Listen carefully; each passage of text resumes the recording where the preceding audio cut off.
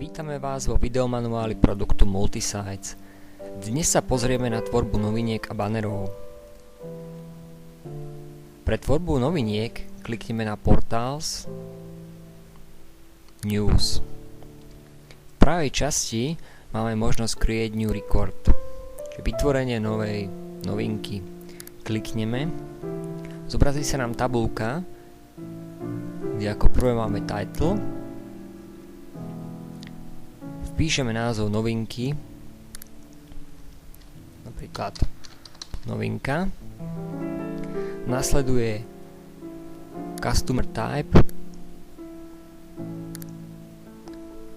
sú to možnosti, pre koho sú novinky určené. Ako prvé je Default, sú novinky určené pre všetkých. End Users je konečný užívateľ, Resellers je predajca, Partner je spoločník. My si vyberieme možnosť pre všetkých, čiže klikneme na Default. Nasleduje Content. Do kontentu vpíšeme popis novinky, napíšeme obsah, ktorý sa nám bude zobrazovať po kliknutí na novinku. Nakoniec klikneme na možnosť Is Visible a tým potvrdíme zverejnenie novinky. Následne klikneme na Save a uložíme. Pri tvorbe banerov postupujeme tak, že klikneme na Portals, Banners. Opäť máme možnosť v pravom rohu Create New Record. Klikneme, zobrazí sa nám tabuľka, kde opäť ako prvé je title, názov banneru. Tam vpíšeme názov nášho banneru. Nasleduje Customer Type. Po otvorení sa nám zobrazia 4 možnosti. Prvá je Default.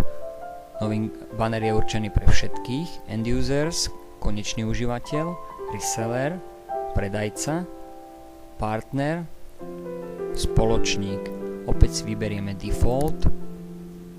Banner bude určený pre všetkých. Display from Date. Po kliknutí sa nám zobrazí kalendárik, kde si môžeme vybrať dátum, od ktorého sa nám bude daný banner na našej stránke zobrazovať. Nasleduje Display to Date.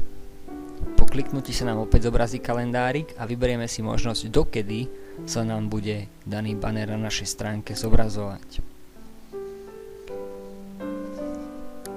Content. Napíšeme popis banneru, respektíve môžeme vložiť linku na obrázok, ktorý sa nám bude zobrazovať ako banner. Obrázok vkladáme vo forme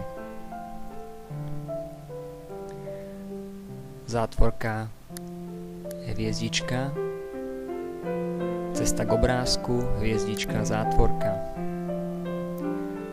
Klikneme na Save a tým si náš banner uložíme. Ďakujem za pozornosť.